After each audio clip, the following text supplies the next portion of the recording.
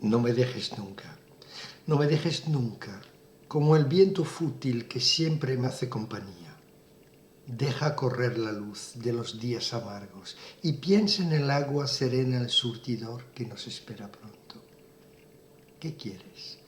Quiero una vida sencilla en una casita de pescadores frente al mar, contigo.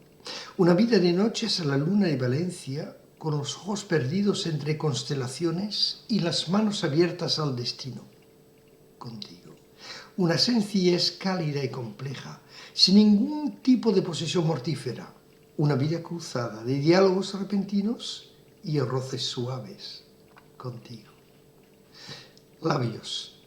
Orbis terrarum. Tus labios rojos son para mí las curvas de la tierra, una tierra de carne gozosa y no de guijarros secos, como unos musos de charol rojo cuando se acerca San Martín. Finisterrae, tus labios rojos son las dos columnas de Hércules al oscurecer en poniente. En versos blancos, parece un tren y es un verso. Unas pocas palabras, un ritmo y un azar. De un poeta el trobar y del amor la gesta. ¿Por qué me habla el corazón?